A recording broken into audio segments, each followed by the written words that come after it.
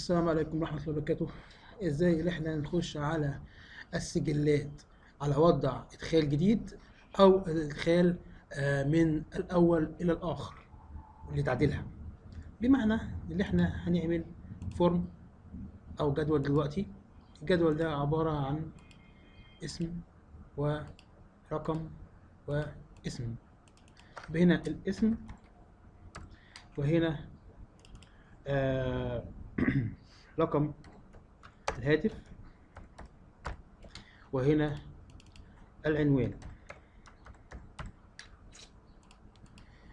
هنا في الوضع التصميم بيضاف في هذه الخانة بهذا الشكل، وبنعمل إضافة حفظ بيتسجل باسم تيبل. هنا مثلا أحمد علي، هنا رقم التليفون بتاعه وهكذا.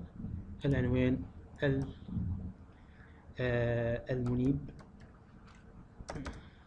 منطقة البحر الأعظم. تمام كده. وبنعمل هنا زي ما انتم شايفين سجل جديد. بنكتب هنا عبد اللطيف لطفي. تمام كده. عبد اللطيف الرقم بتاعه اهو، ده الرقم بتاعه، وهنا العنوان بتاعه شبرا خيمة. وبنضيف هنا سجل جديد وليكن اسم شعبان الأبيض. شعبان الأبيض دوت الرقم بتاعه اهو، ساكن في القناطر الخيرية. ده بالنسبة للتيبل الأول. هنيجي هنا عند الصفحة الرئيسية وبنعمل هنا زرين، 2 زر، واحد إدخال جديد والتاني تعديل.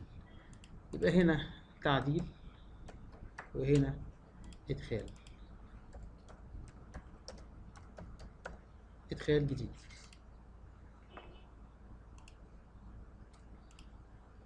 هنا بالنسبة للتعديل بنفتح الفورم من خلال الماكرو فورم 1.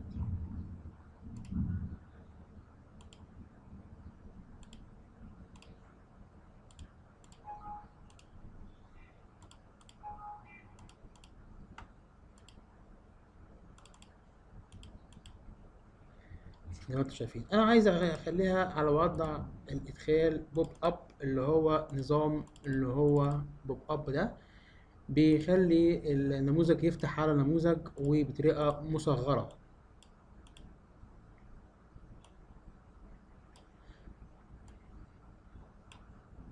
بهذا الشكل. وأصبح التعديل اللي أنت ممكن تخش هنا وتعدل، تكتب هنا القناة الخيرية الجديدة مثلا، تقدر تعدل البيانات زي ما أنت شايف كده. طب هنا بقى عايز أعمل إدخال جديد، يبقى أصبح هيفتح اوبن. هناخد نسخة طبق الأصل منها من تيبل واحد، هتبقى ايه تيبل 2 بس لازم تبقى طبق الأصل. وهنا على وضع الداتا انتري بتساوي يس، داتا انتري بتساوي يس. وهنا الإدخال الجديد هنفتح بقى تيبل 2.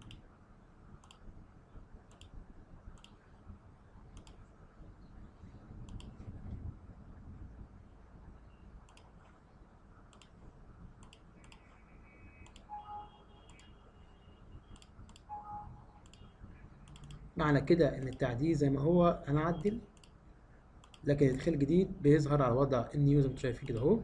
ونكتب هنا محسن عبد الجواد. رقم تليفونه اهو، وهنا العنوان بتاعه يا سيدي ساكن في 15 مايو حلوان. خلاص كده. وبنعمل اغلاق. وأصبح بيظهر معانا محسن عبد الجواد معانا هنا في التعديل، لكن هنا عند التعديل وهنا عند الإدخال. ومن الممكن إن أنت تعمل من تعديل هنا إدخال جديد من هذه العلامة، دخل داتا جديد. حمل هذه المثال الرابط بتاعه أسفل الفيديو.